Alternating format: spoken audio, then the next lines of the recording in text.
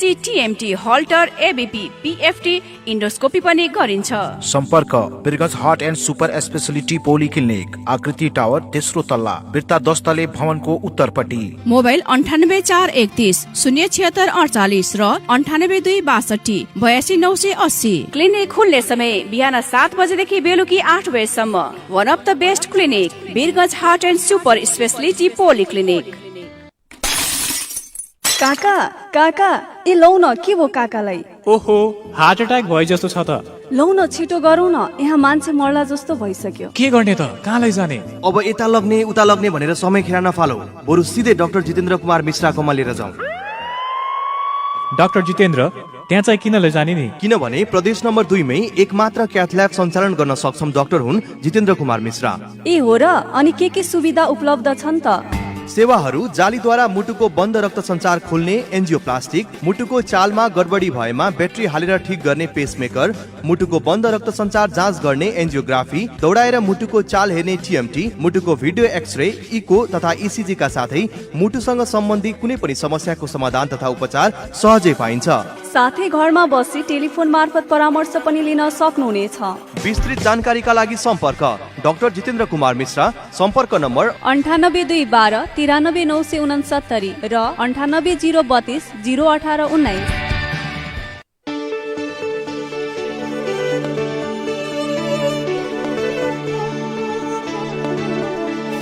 गाउँ सहर सारा गुन्जाउने यो हो रेडियो सान्वी 96.4।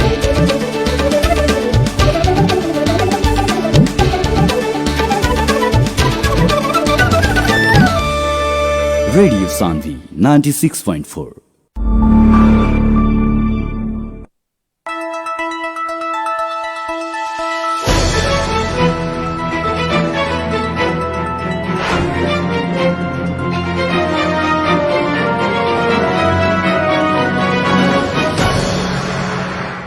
नमस्कार अनि हार्दिक स्वागत गर्न चाहन्छु कार्यक्रम हाम्रो सवालमा। म कार्यक्रम प्रस्तुता डेभिड फान्डे।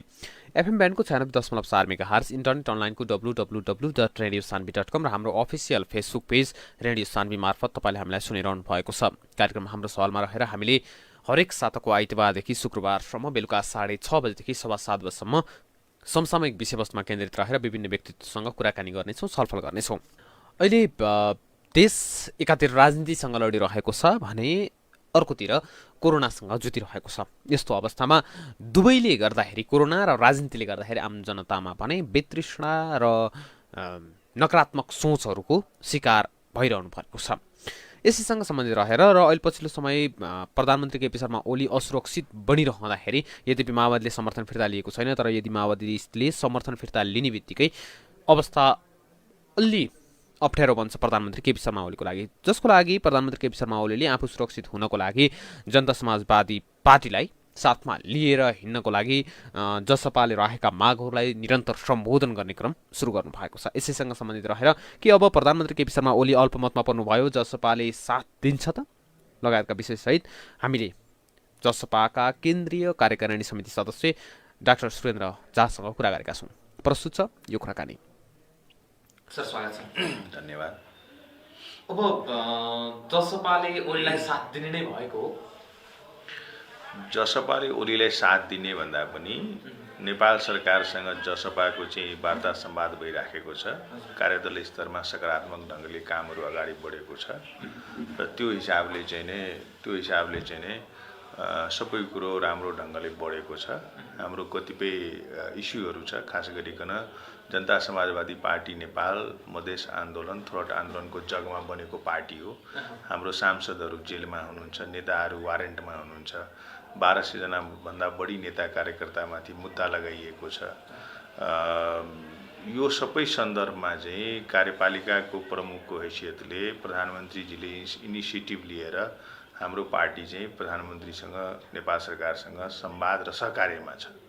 त्यसैले यो मुद्दाहरू फिर्ताको सन्दर्भमा अस्तिको सोमबार र हिजोको क्याबिनेट बैठकबाट 10 स्थान मुद्दा मा लगभग 122-23 जना नेता कार्यकर्ताको मुद्दा फिर्ता भइसक्यो।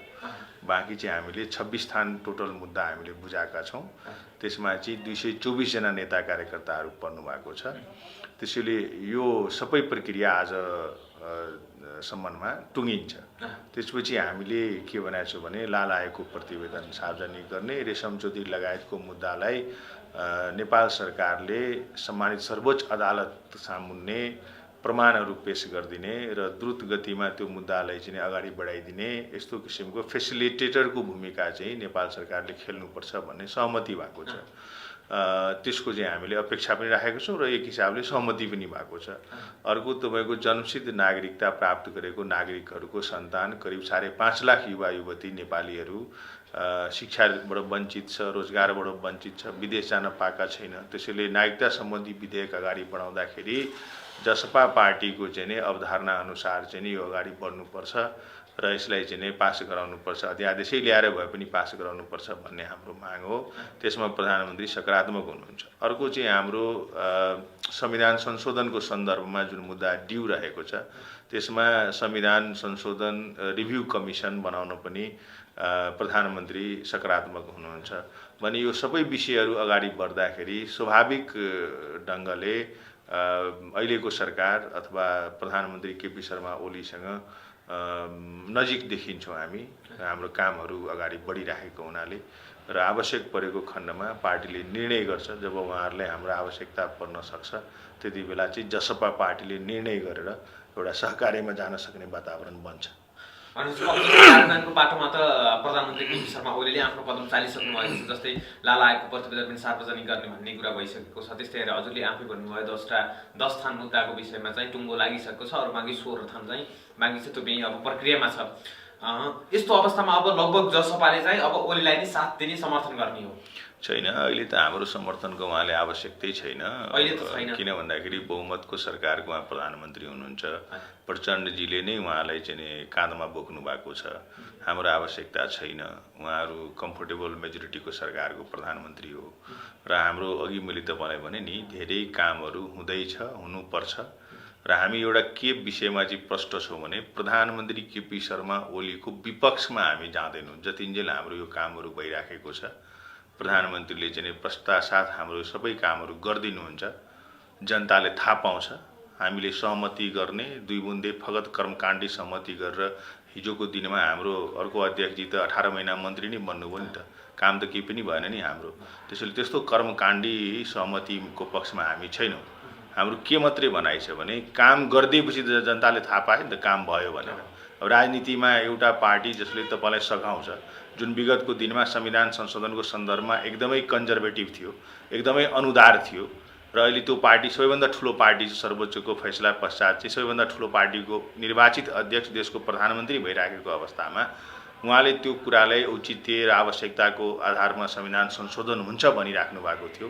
आज उहाँले औचित्य पनि महसुस भएको छ, आवश्यकता पनि महसुस भएको छ भने त्यो सन्दर्भमा अगाडि बढ्दाखेरि हाम्रो एक प्रकारको सम्बन्ध चाहिँ राजनीतिक सम्बन्धको चाहिँ आवश्यकता परेको खण्डमा जसपा पार्टी चाहिँ पार्टीले निर्णय गरेर एउटा सहकार्यको वातावरणमा हामी जानुपर्ने हुन्छ।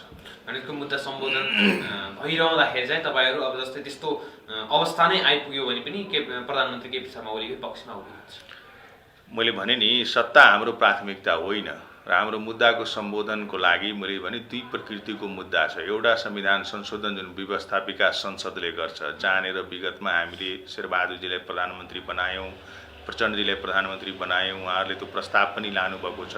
त्यो पनि इन्स्टिट्युसनल मेमोरी छ तपाईँको संसदभित्र र 63% मत प्राप्त गरेर पनि त्यो अस्वीकृत भएको अवस्था छ प्राविधिक रूपले।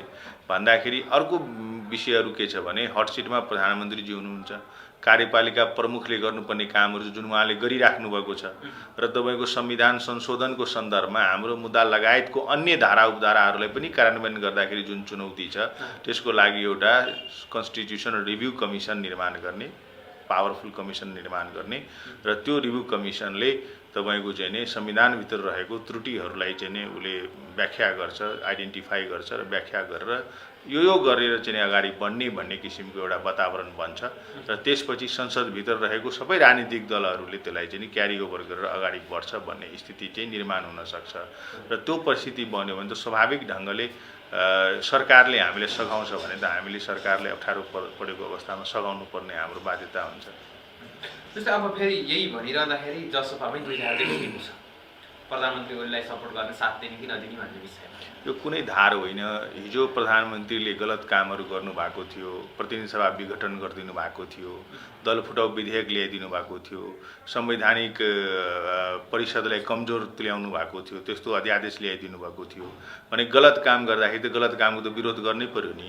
त्यसैले हाम्रो कुनै धार होइन। हिजो उहाँले गलत गर्नुभएको थियो, आज चाहिँ सर्वोच्चले फैसला गर्यो, संसद पुनर्स्थापना भएको छ, उहाँले कानुन मान्नुभएको छ, नैतिकताको आधारमा राजीनामा दिनुभएको भए कुरै सकियो। उहाँले चाहिँ म राजीनामा दिन्न, मैले चाहिँ कानुनीको आधारमा त्यो संसद फेस गर्छु भन्नुभयो, कानुनको धारालाई टेक्नुभयो उहाँले, ठिकै छ नि त, उहाँले टेक्नु भएको छ भने त्यो कुरा सकिएको। त्यसैले हिजोको दिनमा चाहिँ एउटा परिस्थिति हो जसको विरोधमा हामी सडकमै गएको हो नि त, अलोकतान्त्रिक कदमको विरुद्धमा हामी सडकमै गएको हो। संविधानमा त्रुटि छ भने तेस्रो मधेस आन्दोलनको निरन्तरताको हिसाबले पनि हामी सडकमा गएको हो। त्यसैले त्यो हिजोको दिनमा चाहिँ त्यो अवस्था थियो। तर प्रधानमन्त्री चाहिँ सुध्रेर सबै गरेर हाम्रो चाहिँ मुद्दाहरू सम्बोधन गर्नको लागि उहाँ अगाडि बढिराख्नु भएको छ, कामहरू भइराखेको छ भन्दाखेरि संसद पनि पुनर्स्थापना सर्वोच्चले गरिसक्यो भने यो विशेष परिस्थितिमा हिजो के भयो, विगतमा के भयो भनेर मात्रै रटान गरेर पनि त कहीँ पुगिँदैन नि त।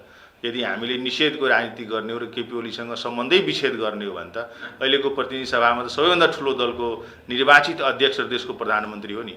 त्यसो भए त जसपाको त त्यो संविधान संशोधन लगायतको माग त झन् पुरा हुँदैन। किन भन्दाखेरि हिजो उहाँ अनुदार भएर पुरा भएको थिएन, आज पनि उहाँलाई चाहिँ हामीले भित्तैसम्म पुर्याउने गरी निषेध गर्यो भने त झन् हुँदैन। त्यसैले हिजोको अनुदार भएको शक्तिको रूपले उहाँ आज स्वीकार गर्नुभएको छ हाम्रो मुद्दा संविधान संशोधन सबै गर्न तयार हुनुहुन्छ भने त विगतमा चाहिँ त्यो विधेयकै लिएर जाने पार्टीहरू भने त एउटा एक खालको राजनीतिक सहमति बन्ने वातावरण बन्छ नि। त्यसैले त्यो चिजलाई विरोध गर्नुभएको हाम्रो नेताहरूले र त्यो व्यक्तिगत रूपमा कसले के भन्छ त्यसले खासै महत्त्व राख्दैन। पार्टी कमिटीले बैठक बस्छ, बैठक गरेर जसपाको निर्णय एक ढिका निर्णय भएर आउँछ र मलाई के लाग्छ भने जुन ढङ्गले पार्टीको निर्माण भएको छ, जुन जगमा हाम्रो पार्टी बनेको छ, त्यो आन्दोलनसँग सम्बन्धित मुद्दाको सवालमा चाहिँ पार्टी अनुदार बन्दैन। रेशम चौधरी रिहाई हुनु पर्दैन भनेर कसैले भनेको छैन, 1200 जना नेता कार्यकर्ताको मुद्दा फिर्ता लिनु हुँदैन भनेर कसैले भनेको छैन। यो चाहिँ एकदम अति आवश्यक चिज हो।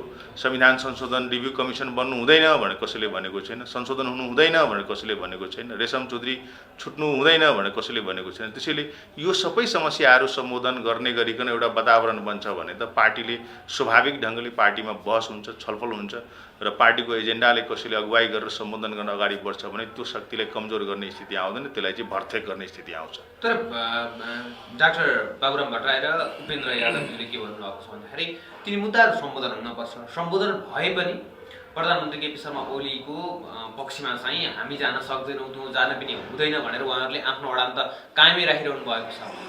अनि यस्तो अराजनीतिक कुरा गरेर हुन्छ त्यो कुन चाहिँ पार्टीको बैठकले, कुन तहको बैठकले यस्तो निर्णय गरेको छ? केपी ओलीको अनुहार मन परेर जाने हो र हामी? केपी ओलीको अनुहार मन नपर्ने भएर बहिष्कार गर्ने हो र हामी?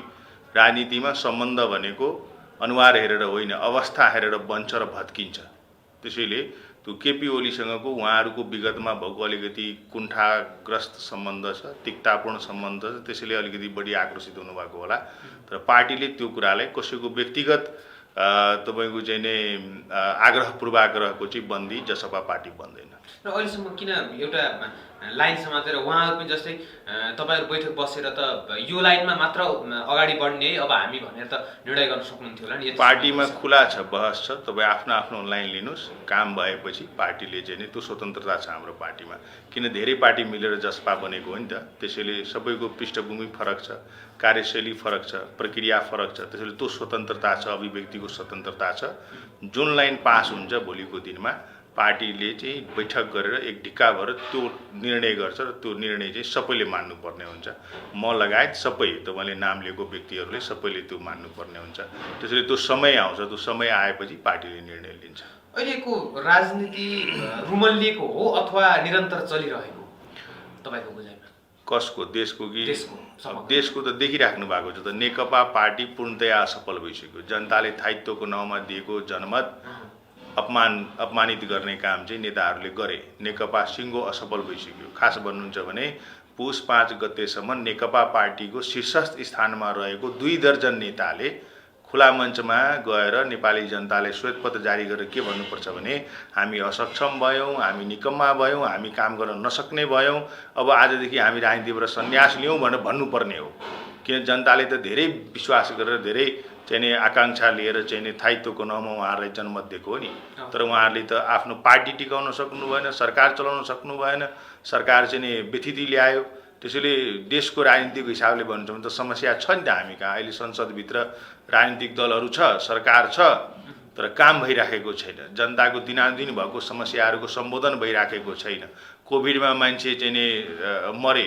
स्वास्थ्य सुविधा सेवाहरू प्राप्त गर्न सकेन पोस्ट कोभिड तपाईँको इकोनोमिक्स रिफर्म्सको लागि कुनै प्रकारको प्याकेज आउन सकेन त्यसपछि दोस्रो लहर अहिले कोभिडको आइसक्यो शिक्षण संस्थाहरू बन्द छ शिक्षण संस्थामा लागेको तपाईँको कमसेकम 10 लाख युवा जनशक्ति बेरोजगार भएको छ स्कुलहरू बन्द छ तपाईँको चाहिँ निर्माण कार्यहरू बन्द छ यो व्यथितिको चाङहरू चाहिँ तपाईँ देखिराख्नु भएको छ कि छिमेकी मुलुक भारतबाट आफ्नो देशमा आउन सकेन नागरिकहरू आफ्नो बुवाको क्रिया बस्न सकेन नागरिकहरू आइसकेपछि खान नपाएर रोगै लागेर बरु मर्छु भनेर इन्डियाको डुप्लिकेट आधार कार्ड बनाएर चाहिँ हजारौंको संख्यामा चाहिँ बोर्डर पारी जानुपर्ने स्थिति हो आज पनि तपाईँले त्यो हेर्नु भएको छ कि पश्चिमको नाकाहरूबाट हजारौंको संख्यामा युवाहरू देशभित्र आउँदैछ यो राष्ट्रिय समस्याहरूको सन्दर्भमा कहीँ बहस भएको देख्नु भएको छ कहीँ छलफल भएको देख्नु भएको छ केपी ओलीको अनुहार मन पर्ने यसले हटाऊ केपी ओली हट्ने बित्तिकै त्यहाँ प्रचण्डजी थापित हुने बित्तिकै शेरबहादुर थापित हुने बित्तिकै अहिले देखिएको त 2 जना अनुहार यी नै हुन् अनि त्यो थापित हुने बित्तिकै देशमा राम राज्य आउँछ र त्यसैले समस्या त छ नि हाम्रो देशमा राजनीतिक रूपले त हामी सङ्कटमा परिसक्यौँ अर्को कुरो तपाईँको अब निर्वाचनमै जानुपर्छ जनताकै बिचमा जानुपर्छ अर्को उपाय छैन यो रोग महामारीमा निर्वाचनमा जान कति चुनौतीपूर्ण होला भन्ने पनि हेर्नुपर्ने छ नेपाली कांग्रेस प्रमुख प्रतिपक्ष पार्टी छ आफ्नो महाधिवेशन गर्न सकिराखेको छैन नेकपा माओवादी केन्द्रले यही सरकारले भर्थे गरेको छ हाम्रै पार्टी छ हामी एक ठाउँमा छौं तर तपाईले अघि भन्नुभयो धेरै धार छ धेरै सानो सानो खोला खरे खोला मिलेर एउटा चाहिँ तपाईको चाहिँ हिमालभर छुटेको खोला बनाऊ जो कहिले पानी नसुकोस् वैशाख जेठमा पनि पानी रहोस् भनेर जसपा पार्टी बनाउन खोजेको तर स्थिति त त्यति राम्रो त देख्दिन समायोजनको काम राम्रोसँग चलेको छैन त्यसैले तपाईको व्यक्ति फेर्नमा जति यो बहस भइराखेको छ यो व्यक्ति फेरौं किन यो कारणले फेरौं र नयाँ बन्ने गठबन्धनको चाहिँ रोड म्याप खोइ त नेपाली जनताको भावनालाई सम्बोधन गर्ने गरिकन तपाईको रोड म्याप बनाएको देख्नु भएको छ कुनै पार्टीले मेरो पार्टी अथवा यो गठबन्धन बन्यो भने देशमा यो गर्छ भनेर रोड म्यापमा बहस भएको छलफल गरेको देख्नु भएको छैन नि त्यसैले यहाँ के छ भने केही व्यक्तिहरूको चाहिँ नि खुसीको लागि स्वार्थको लागि पार्टीको केही 1000-2000 व्यक्तिहरूको लागि चाहिँ यो सबै राजनीतिक प्रोसेस अगाडि बढेको छ यसमा जनता जुर्न सकेको छैन जुन बडा दुर्भाग्यपूर्ण अवस्था छ त्यसैले हामी संकटमा छौं हाम्रो देश चाहिँ राजनीतिक रूपले समस्या संकटमा छ यसको निकासको लागि चाहिँ हामी प्रतिनिधि सभा भित्र रहेको पार्टीहरू बीचमा एउटा साझा चाहिँ सहकार्यको वातावरण बन्नुपर्छ निषेधको राजनीतिले हामीले प्रत्याग गर्नुपर्छ र त्यहाँ भित्र खुला हृदयले अहिलेको जुन राष्ट्रिय संकट छ आर्थिक संकट छ तपाईको यो रोगको महामारी छ त्यसपछि तपाईको चाहिँ अगाडि बढ्नुपर्ने परिस्थिति छ अन्तर्राष्ट्रिय स्तरमा पनि तपाईको रोजगारीको अवस्थाहरू चाहिँ बन्द भइराखेको अवस्था छ एउटा बेरोजगारीले पनि तपाईको ठूलो महामारी ल्याउने स्थिति छ यो सबै विषयलाई केन्द्रबिन्दुमा राखेर साझा अवधारणा बनाएर राजनीतिक सहमति गरेर एउटा साझा सरकारको चाहिँ औचित्य र आवश्यकताको रूपमा देखिन्छ र त्यो साझा सरकारले चाहिँ निर्वाचनमा जाने हो भने कुन ढंगले निर्वाचन गर्ने कहिले गर्ने कसरी गर्ने भन्ने विषयहरूको बहस हुन छोडेर एउटा व्यक्तिको पछि मान्छे लागेछ त्यसले चाहिँ यो समस्याको समाधान अब यसका विकल्पहरू तपाईले देखेको यसबाट उम्किन यसको निकास चाहिँ हजुरले देखेका विकल्पहरू के हुन् मैले भने नि एउटा त प्रतिनिधि सभा भित्र रहेको सबै राजनीतिक दलहरू बीचमा तिक्तापूर्ण अवस्था छ त्यो तिक्तापूर्ण अवस्थालाई हामीले ब्रेक गर्नुपर्छ र त्यसलाई चाहिँ तपाईँको सौहार्दपूर्ण वातावरणमा छलफल गरेर राष्ट्रको साझा समस्याहरूलाई 1, 2, 3, 4 भनेर खुट्याएर बस्यो भने र त्यसपछि साझा समाधानको बिन्दु पल्याउन सक्नुपर्छ र त्यसपछि मलाई के लाग्छ भने त्यो साझा सरकार अथवा सर्वदलीय सरकार पनि हुन सक्छ र त्यो सर्वदलीय सरकार निर्माण गरेर अहिलेको चुनौतीहरूलाई सामना गर्ने गरिकन ठोस सरकार बन्नुपर्ने हुनसक्छ र त्यो चाहिँ नि सरकारले चाहिँ अहिलेको आवश्यकता जुन छ यो कोभिडसँग कसरी लड्ने, त्यसपछि पोस्ट कोभिड इकोनोमिक्स रिफर्म्समा कसरी जाने, युवा बेरोजगारीलाई चाहिँ कसरी रोक्ने, त्यसपछि भएको जनतालाई तपाईँको यो बिमारी तपाईँको 2 वर्ष 3 वर्ष अगाडि बढ्यो भने आफ्नो नागरिकलाई घाँस बाँस कपासको चाहिँ समस्या हुन दिन्न भन्नको लागि तपाईँको चाहिँ एउटा ठोस योजनाको साथ अगाडि बढ्नुपर्छ। त्यसपछि तपाईँको पार्टीभित्र रहेको युवा जनशक्तिलाई परिचालन गरेर यसको चाहिँ नि तपाईँको चाहिँ उत्पादकत्व क्षेत्रमा पनि हामी कसरी अगाडि बढ्न सक्छौँ, यो कुराहरूमा छलफल नगरिकन, यो विषयहरूलाई उत्थान नगरिकन हामी अगाडि बढ्न सक्दैनौँ। त्यसैले त्यो हुनुपर्छ र त्यो साझा सरकार बनाएर, सर्वदलीय सरकार बनाएर जनताको बिचमा गएर चाहिँ नि तपाईँको जान सक्ने परिस्थिति भएको खण्डमा इलेक्सनमा गएर चाहिँ हामीले फेरि नयाँ ढङ्गले चाहिँ नि मुलुकलाई अगाडि बढाउनु पर्छ। बन्न सक्छ त सर्वदलीय बैठक यस्तो अवस्थामा? यस्तो छ तपाईँले के हुनुपर्छ भनेर भन्नुभयो, मैले त्यसको हिसाबले भने अब यो होइन उपयुक्त हुन्छ, बन्नुपर्छ, बनेन भने पनि त समस्या छ नि त। अब जनताको बिचमा नगइकन त केही पनि भन्न सकिँदैन। जनताको बिचमा गएपछि सेप एन्ड साइज थाहा हुन्छ। संसद पुनर्स्थापना भइसकेको सरकार छँदैछ, त्यही पनि दिनै पछि तपाईँ देखिराख्नु भएको छ, उसलाई निकालेको छ, उसलाई कारबाही गरेको छ होइन। यो पार्टीमा यहाँ समस्या छ, त्यो पार्टीमा यहाँ समस्या छ, तर केही थान मन्त्रीले एकजना प्रधानमन्त्रीलाई त्यो थपनाको लागि कुर्सीमा बसाइदिएर समस्याको समाधान त हुँदैन नि। गत 30 वर्षमा 24 पटक चाहिँ नि तपाईँको प्रधानमन्त्रीको शपथ ग्रहण गराउने देश यही हो र यो पात्रहरू यिनै हुन्। तपाईँको चाहिँ यो सबै दल, 4वटा दल जुन छ अहिले संसदभित्र, त्यसको चाहिँ नि शीर्षस्थ 1 दर्जन नेताको क्रियाकलाप हो यो भनेपछि त हाम्रो समस्या त कहाँ छ? हाम्रो जीडीपी ग्रोथ रेट ऋणात्मक छ, ह्युमन डेभलपमेन्ट इन्डेक्समा हामी पछाडि परेको छौँ, मानव अधिकारको समस्या तपाईँ देखिराख्नु भएको छ, दिनै पछि बलात्कार भएको छ, दिनै पछि हत्या भएको छ, महिला सुरक्षाको सन्दर्भमा हामी पछाडि छौँ। दलितको हत्या चाहिँ हिरासतमा तपाईँको चाहिँ नि 18 जना दलितको हत्या भयो तपाईँको भन्दाखेरि त यो परिस्थितिबाट उम्किनको लागि एउटा त साझा धारणा बनाएरै अगाडि बढ्नुपर्छ। यो अरू उपाय हामीसँग छ जस्तो मलाई लाग्दैन। अन्तिममा केही भन्नुहोस्। अब यो मेरो पार्टीको आज वार्षिकोत्सव पनि हो, त्यसैले पार्टी, सम्पूर्ण पार्टी पङ्क्ति र आम जनता जसले हाम्रो पार्टीले माया गरिदिनु भएको छ, स्नेह देखाउनु भएको छ, आशा भरोसाको केन्द्रको रूपमा हेरिदिनु भएको छ, उहाँहरूलाई आभार व्यक्त गर्दै पार्टी पङ्क्तिलाई हार्दिक बधाई दिन चाहन्छु। धन्यवाद। उहाँ हुनुहुन्थ्यो जसपाका केन्द्रीय कार्यान्वयन समिति सदस्य डाक्टर सुरेन्द्र झा र उहाँले यदि प्रधानमन्त्री केपी शर्मा ओलीले आफ्नो माग सम्बोधन गरेमा जसपाले यही सरकारलाई अथवा प्रधानमन्त्री केपी शर्मा ओलीलाई नै साथ दिने बताउनु भएको छ। र अब यो त राजनीतिक माहौल भयो, त्यसबाहेक यता स्वास्थ्यतिरको अवस्था पनि झन् दयनीय बन्दै गइरहेको छ। कतिपय अस्पतालमा बेड अभाव भएको समाचारहरू पनि बाहिर आइरहेका छन्। त्यस्तै गरेर अक्सिजनको अभाव हुने हो कि, जस्तो भारतमा अहिले देखिएको छ त्यस्तै गरेर अक्सिजनको अभाव हुने हो कि भन्ने आशंका पनि गर्न थालिएको छ। यसैसँग सम्बन्धित रहेर हामीले रासायनिक तथा मेडिकल आपूर्ति सङ्घका अध्यक्ष सुरेश घिमिरेसँग कुरा गरेका छौँ। प्रस्तुत छ यो कुराकानी। अहिले अब कोभिडको दोस्रो लहर पनि सुरु भयो भनेर विज्ञहरूले भनिरहेका छन्, चिकित्सकहरूले भनिरहेका छन्। यो अवस्थामा अब अक्सिजनको अवस्था कस्तो छ नि अहिले? अक्सिजन यस्तो हो, मेन त अब प्राइभेट अक्सिजन फ्याक्ट्रीहरू छ, ठुल्ठुलो हस्पिटलहरू भनौँ न, मिडियम साइजको हस्पिटलमा नि आफ्नै अक्सिजन प्लान्ट छ होइन। र अहिले चाहिँ डिमान्ड चाहिँ अहिले चाहिँ फुलफिल भइरहेछ, त्यस्तो सर्टेज छैन। तर यही रेसियोमा अब चाहिँ एकदम स्थिति चाहिँ बढ्दै गयो भने अलिकति गाह्रो हुन्छ कि भन्ने छ। उत्पादनले पुग्दैन होइन, नपुग्ला अलिकति प्रेसर चाहिँ पर्छ होइन। अब मेन त अब फ्याक्ट्रीहरूलाई सोध्नु पऱ्यो होइन, उनीहरूको चाहिँ क्यापेसिटी कति छ होइन, त्यो चाहिँ कति अब सिलिन्डरहरू चाहियो होइन। र चाहिँ हस्पिटलहरूमा त हस्पिटलको कुनैको बिग्रिया छ, उनीहरूले मेन्टेन गरिरहेको छ कि छैन भन्ने चाहिँ त्यो पनि हुनु पऱ्यो। जसरी अब यो विभिन्न अक्सिजन उत्पादन कम्पनीहरूले चाहिँ अक्सिजन यहाँ उत्पादन गरेर बाहिर पठाएको भन्ने कुराहरू पनि निर्यात गर्नको लागि प्रक्रिया अगाडि बढाएको अथवा कसैले निकासी गर्न सुरु गरिसकेको भन्ने कुराहरू आइरहेको छ। यसको वास्तविक त्यो चाहिँ होइन होला। अब अक्सिजन त त्यसरी निर्यात त गरेको छैन होला होइन। अब बोर्डर एरियामा अलिअलि चाहिँ अब अलिअलि गएको गयो हो होइन, त्यो अलिकति गाह्रै हुन्छ नि, त्यो त अब हेभी चिज हो सिलिन्डरहरू होइन। अब नाकाबाट त जान सक्दैन, अब कि चाहिँ गभर्मेन्टले पर्मिसन दिएर अब एक्सपोर्टको लाइसेन्स लिएर गर्ने बेली कुरा हो होइन। तर त्यसरी चाहिँ गइरहेको छैन होला। तर कन्सन्ट्रेटरहरू जुन चाहिँ हाम्रो यहाँ बन्दैन, अक्सिजन कन्सन्ट्रेटर जो घर घरमा हामीले बिरामीहरू भनौँ न त्यति सिरियस आइसीमा राख्नु नपर्ने बिरामीलाई अक्सिजन कमी भयो भने घरमा राखेर नि उनीहरूले चाहिँ त्यही अक्सिजन मेसिनबाट अक्सिजन लिएर उपचार हुन सक्ने छ होइन। त्यो मेसिनहरू चाहिँ इन्डियाबाट डिमान्ड आइरहेको छ, हामीले सूचना पायौँ होइन। इन्डियाबाट चाहिँ धेरै डिमान्ड आएको छ र चाहिँ केही साथीहरूले चाहिँ त्यो खोजिराख्नु पनि छ।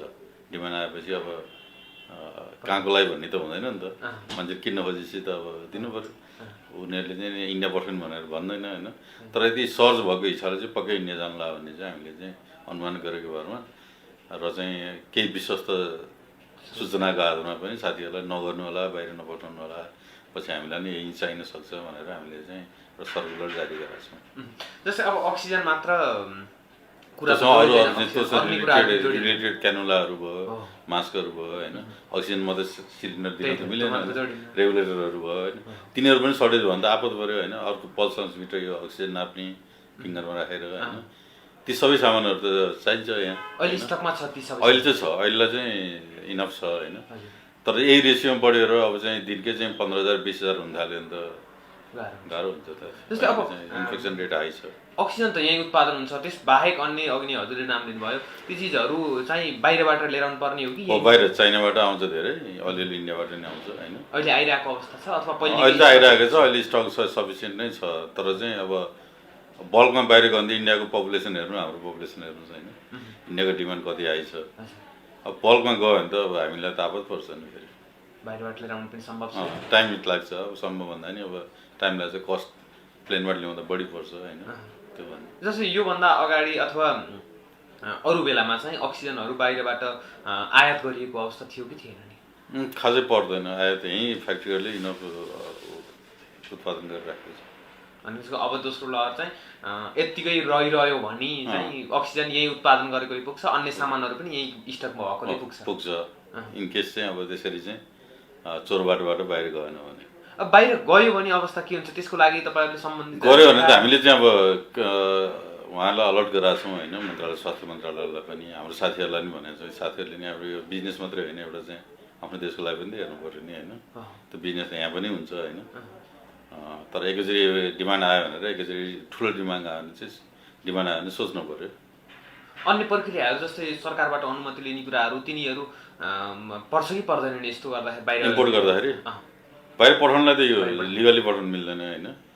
इम्पोर्ट गर्दाखेरि त पर्मिसन लिनु पर्दैन, दर्ता हाम्रो रेगुलर काम गरेकोहरूले एलिजिबल टिटी पठाएर मगाउने हो। अनि स्वास्थ्य मन्त्रालयलाई पनि तपाईँहरूले जानकारी त गराउनु भएको होला? भएको गराउँछ, अझै गराउने पनि, अझ भेटेर नि कुरा गर्ने। केही त्यताबाट प्रतिक्रिया आएको छ? अहिले खासै केही आएको छैन। उहाँहरूले अब हामीलाई मिटिङमा बोलाउनु भएको छैन, हिजो केही छलफल देखेर हामीले बोलाउनु भएको छैन, खासै त्यस्तो आएको छैन अहिले।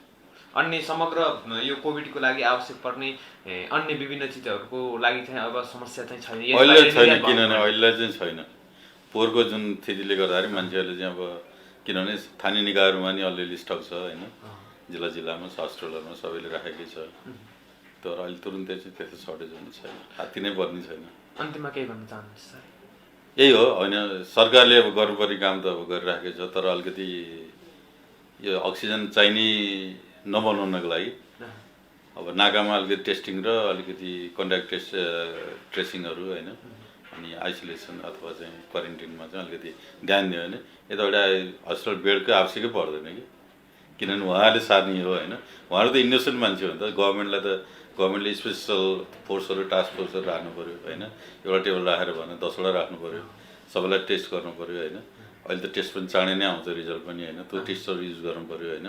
1 घन्टा 2 घन्टा त कुरिहाल्छ नि मान्छेहरू होइन।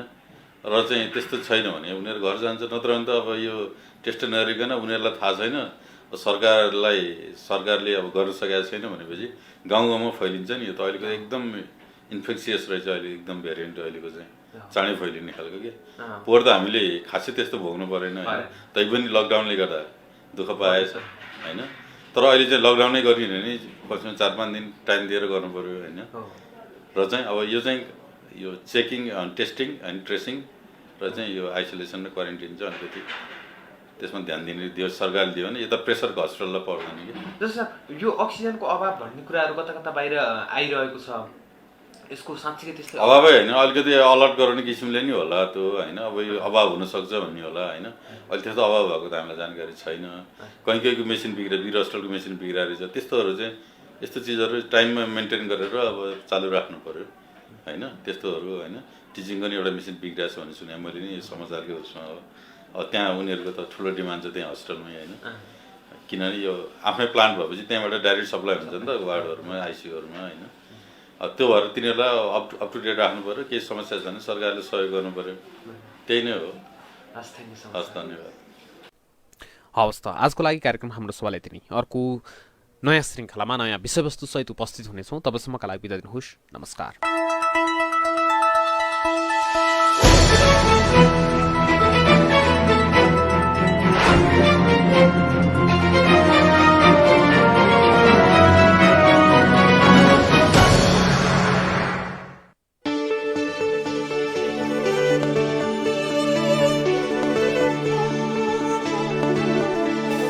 गाउँ सहर सारा गुन्जाउने यो हो रेडियो सान्वी 96.4।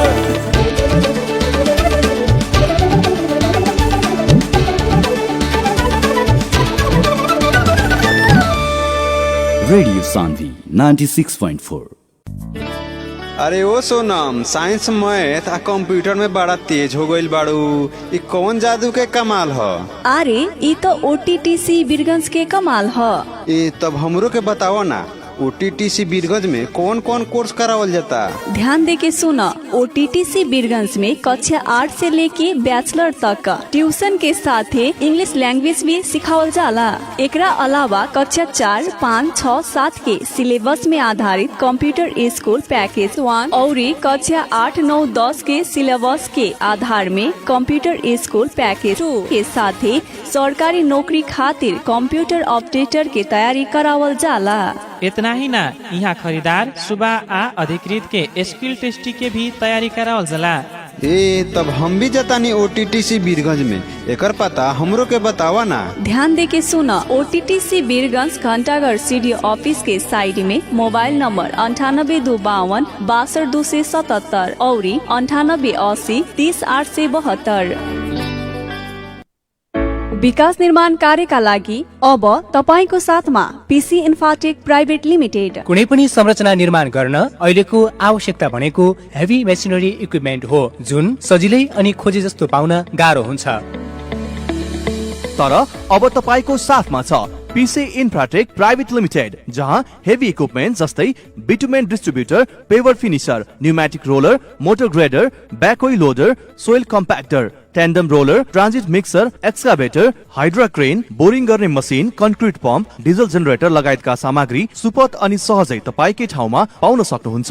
दैनिक, मासिक वा वार्षिक तपाईको आवश्यकता अनुसार भाडामा लिन सकिने सुविधा। विस्तृत जानकारीका लागि सम्पर्क PC infratech private limited, Birgunj, Ramgadhwa 24, dry port नजिकै। सम्पर्क नम्बर 9845 34 771 र 9845 58 749। PC इन्फ्राटेक, विकास निर्माणका लागि तपाईको साथमा।